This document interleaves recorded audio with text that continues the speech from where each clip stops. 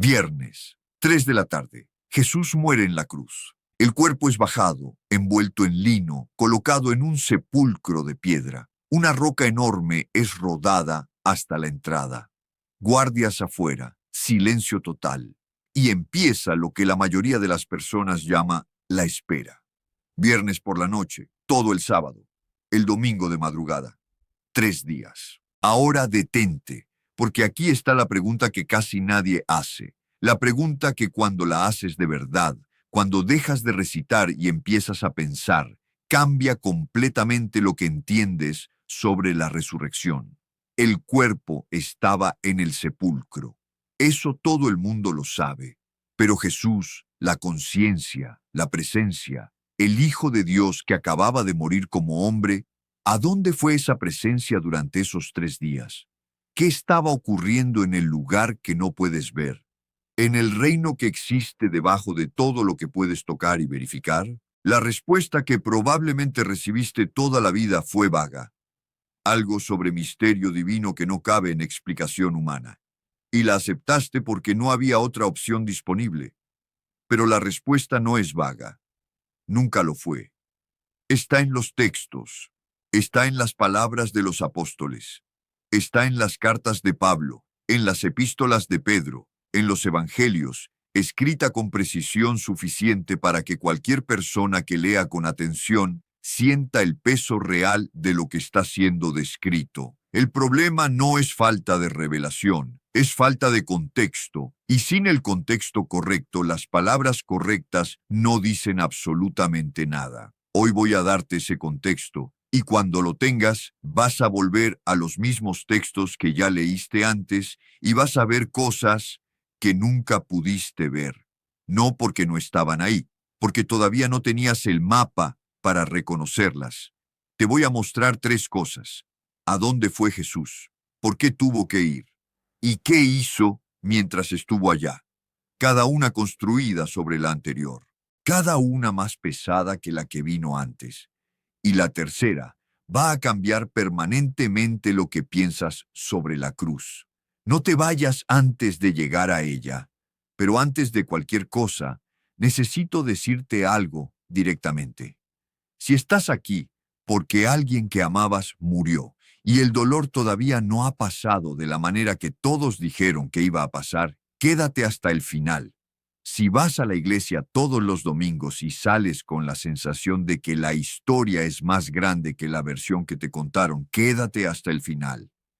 Si en la madrugada, cuando la casa se queda quieta y ya no hay nada que te distraiga de ti mismo, aparece una pregunta que no puedes responder, quédate hasta el final.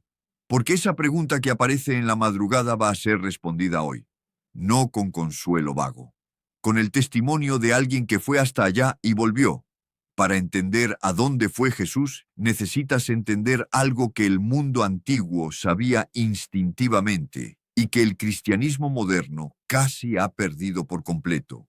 Cuando Abraham murió, cuando Moisés murió, cuando David murió, no fueron al cielo, no fueron al infierno, fueron a un lugar que el hebreo antiguo llamaba Sheol y que el griego del Nuevo Testamento llamaba Hades. Y aquí está el detalle que derrumba la visión simplificada que la mayoría de nosotros aprendimos desde niños. El Sheol no estaba reservado para los malvados, era el destino de toda alma humana que moría, justa o impía, obediente o rebelde, amada por Dios o alejada de Él. Toda alma descendía al Sheol. Las evidencias de esto no son sutiles. Jacob, el patriarca, el hombre que luchó con Dios y fue renombrado Israel, cuando creyó que su hijo José había muerto, dijo simplemente que descendería al Sheol de luto. No dijo que iba a un lugar de castigo.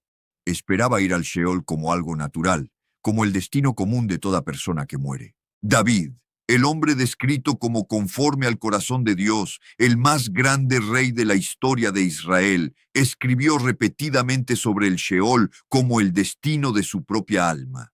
En el Salmo 16 clama: «No abandonarás mi alma al Sheol», no como petición para escapar de un castigo, como petición para ser rescatado del lugar a donde toda alma va. Entonces el Sheol No era el infierno en el sentido que usamos esa palabra hoy. Era el reino de los muertos, y estaba dividido en dos lados completamente diferentes, separados por un abismo que ninguna alma en toda la historia del mundo había cruzado jamás.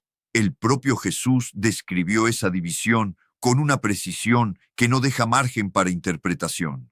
En el capítulo 16 de Lucas, Jesús cuenta la historia de dos hombres que mueren, un rico y un pobre llamado Lázaro. Lázaro es llevado por ángeles a un lugar que los judíos llamaban el seno de Abraham, la imagen más cálida, más acogedora que existía para el lugar de descanso de los justos. Piensa en un hijo agotado y asustado siendo finalmente recogido contra el pecho de su padre. Esa era la imagen. El hombre rico abre los ojos al otro lado. Tormento, calor, angustia. Y desde allá puede ver, a través de un abismo que no puede cruzar, a Abraham y a Lázaro descansando. Clama, suplica, pide que alguien avise a sus hermanos vivos, y Abraham responde con palabras que cargan el peso de la eternidad.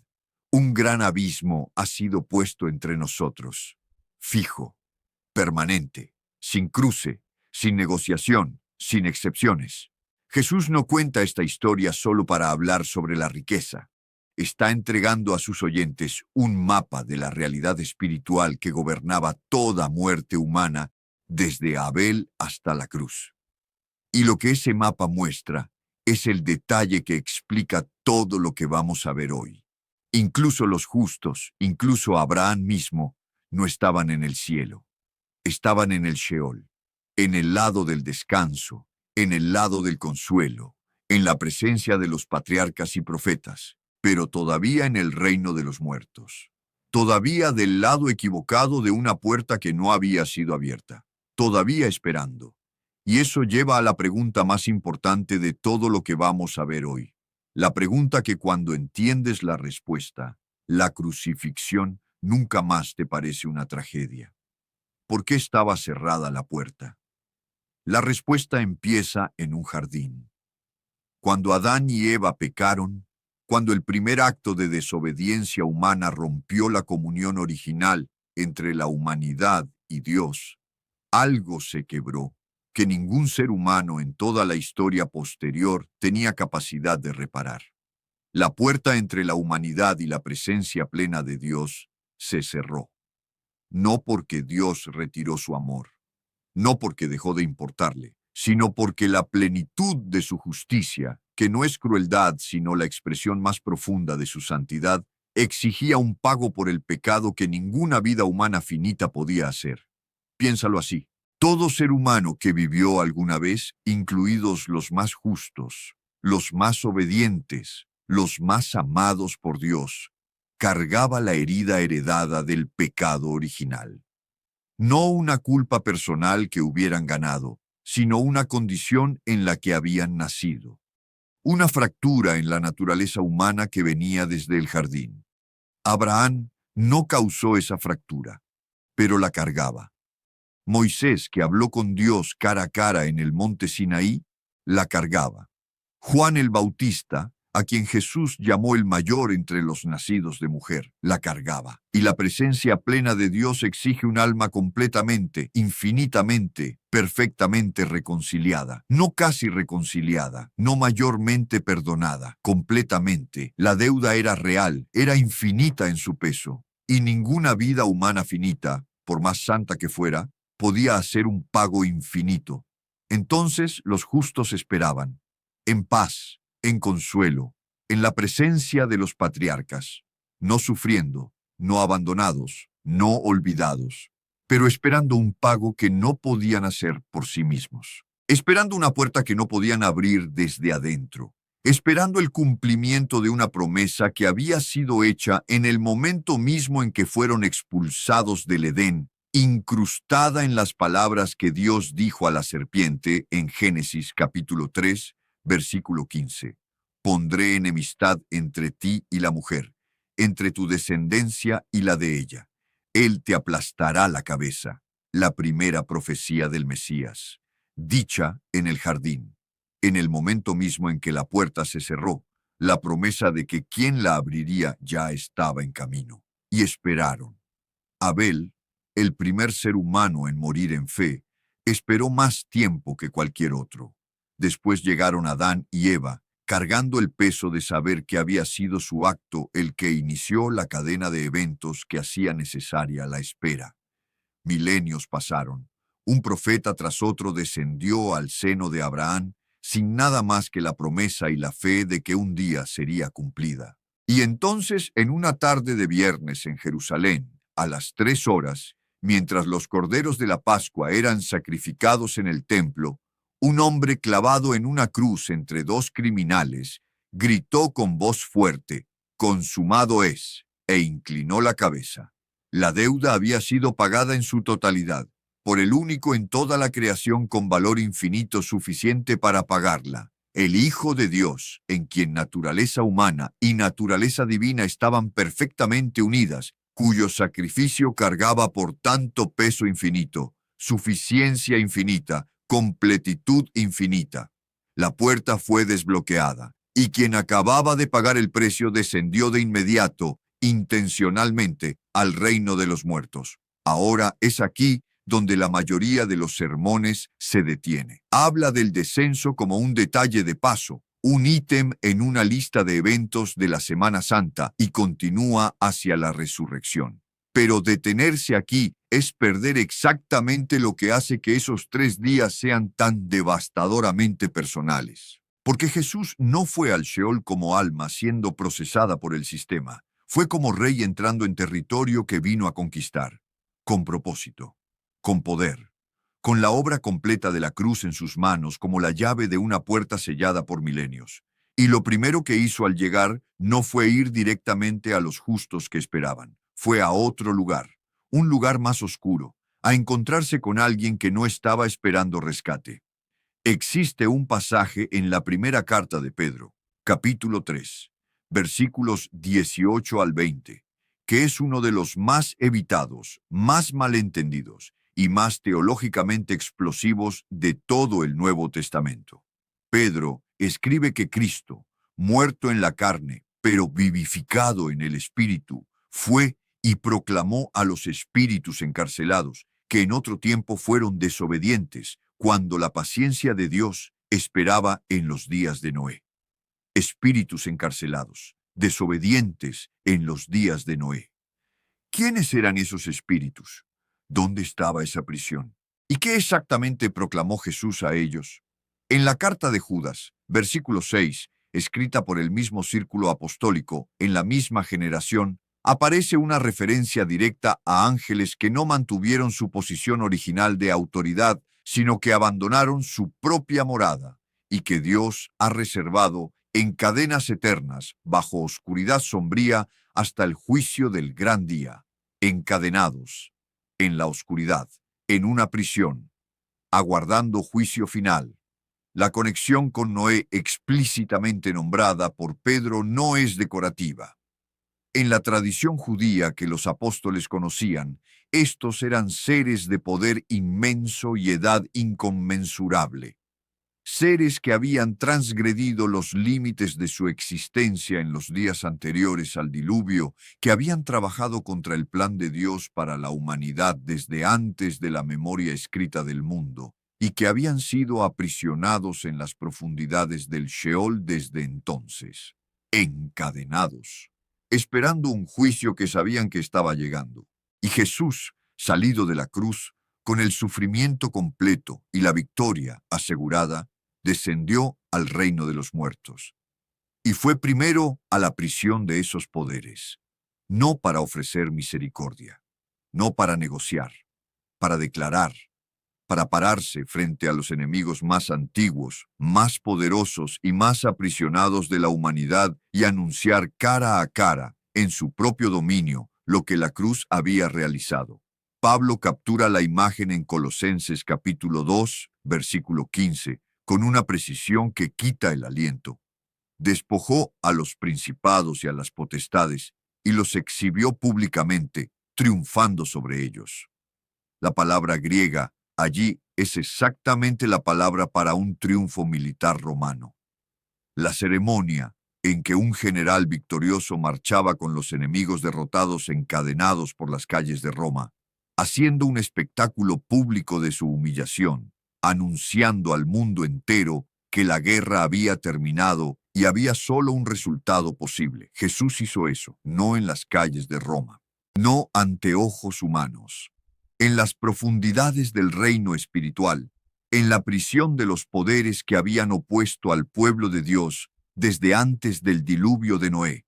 Entró, se paró frente a ellos, declaró su dominación absoluta e irreversible sobre todo lo que habían intentado destruir. Pensaron que la cruz era su victoria. Era la mía. Están juzgados. Y yo tengo las llaves. Entonces se dio la vuelta. Se alejó de la oscuridad en dirección a la luz, en dirección al seno de Abraham, en dirección a los justos muertos, en dirección a cada alma fiel que había esperado desde el principio del mundo. Y aquí llegamos al momento que lleva casi 20 siglos siendo proclamado. El momento preservado en un sermón antiguo de autor desconocido que ha sobrevivido milenios y que describe con palabras de una belleza que corta la respiración el instante en que Jesús llegó al lugar de espera. El sermón empieza así: Hoy reina un gran silencio sobre la tierra, un gran silencio y una gran quietud, un gran silencio porque el Rey está dormido. Y entonces describe a Jesús descendiendo al reino de los muertos, moviéndose por la oscuridad, buscando a alguien específico, y le da palabras, palabras que la Iglesia ha proclamado por casi 20 siglos. Fue a buscar a Adán como a una oveja perdida. Fue a liberar de la tristeza a Adán en sus cadenas y a Eva cautiva con él.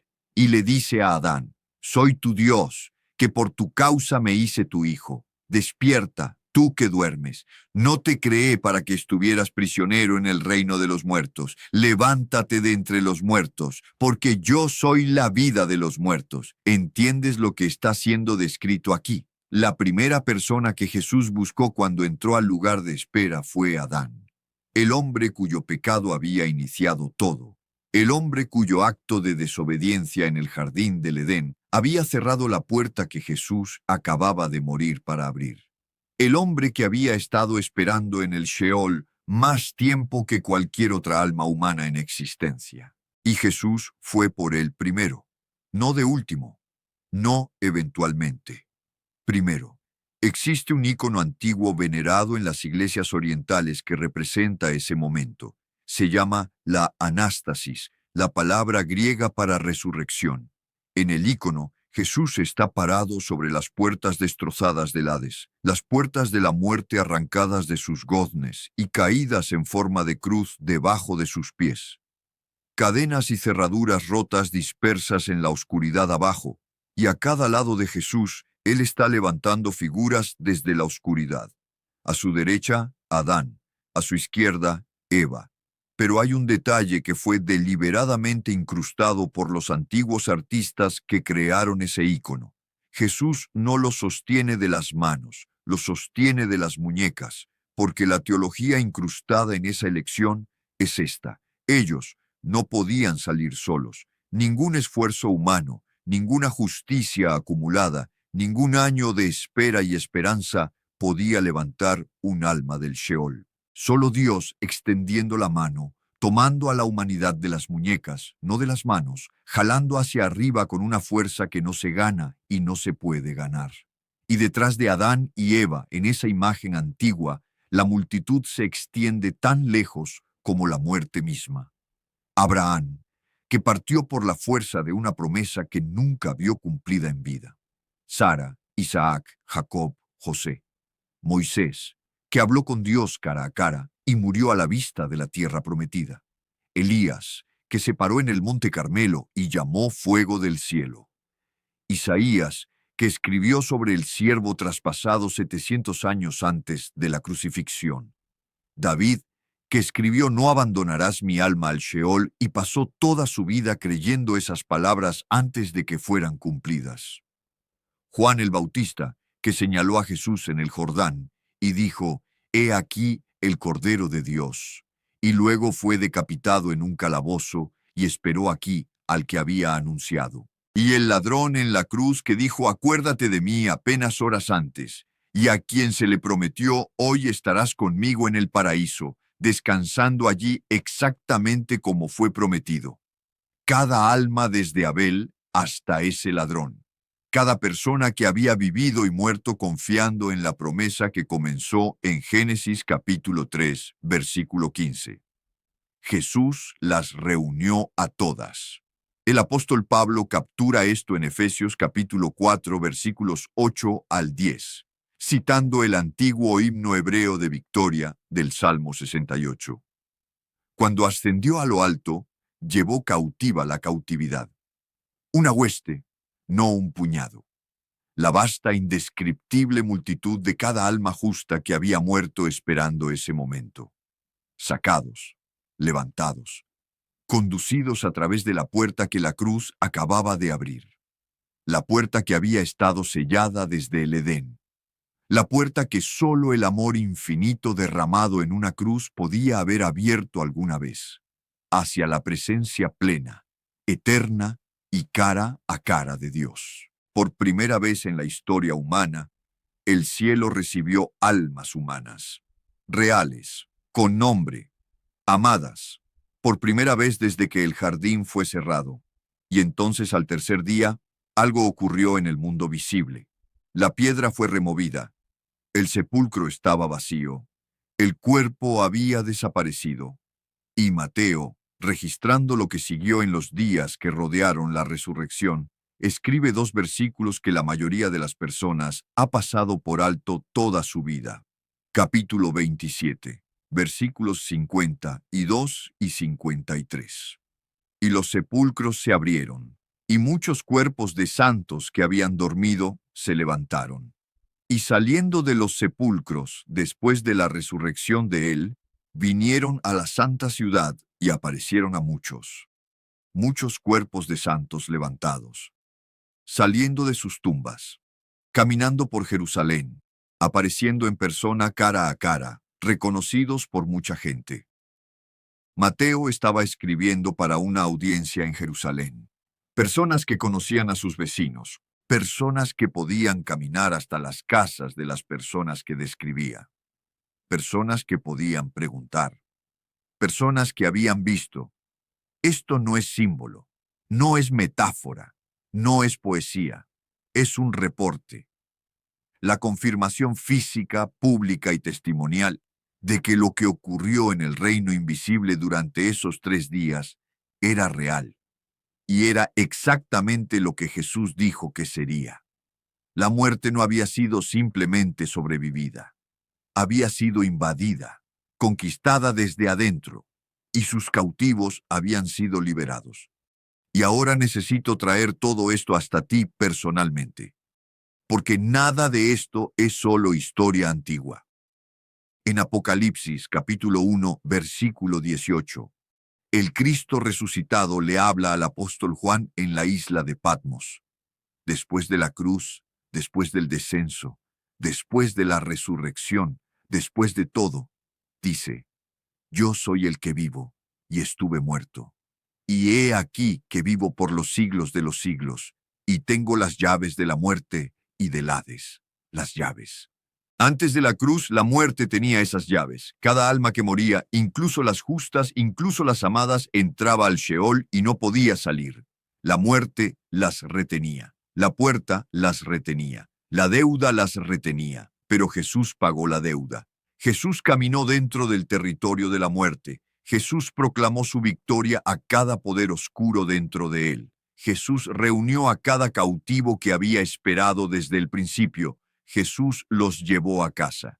Jesús salió caminando y volvió sosteniendo las llaves. Lo que significa esto para ti es esto.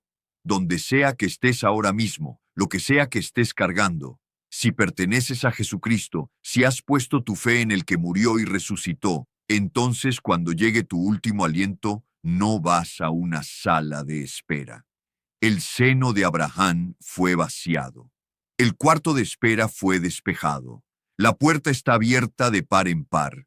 Vas directamente, inmediatamente, a la presencia del Señor. El apóstol Pablo escribió esas palabras desde una celda en Roma con su propia ejecución acercándose. Las escribió sin duelo, sin miedo, sin negociación. Para mí el vivir es Cristo, y el morir es ganancia. Deseo partir y estar con Cristo, lo cual es muchísimo mejor. Partir y estar con Cristo. No esperar. No descansar en un cuarto de espera en el borde del cielo. Estar con Cristo cara a cara. Esto solo es posible porque de esos 3 días, por el descenso, por la proclamación, por el rescate, por la puerta que fue desbloqueada por el único pago que podría haber sido suficiente. ¿Tienes miedo a la muerte? ¿A la tuya? ¿A la de alguien que amas? ¿Estás sentado en duelo ahora mismo, preguntándote si la persona que perdiste está realmente segura? Entonces toma esos 3 días en serio. No solo la cruz, no solo el sepulcro vacío, los 3 días entre ellos, porque la cruz pagó el precio, pero los 3 días probaron que el rescate fue personal. Él no solo desbloqueó la puerta desde afuera y dijo, entren.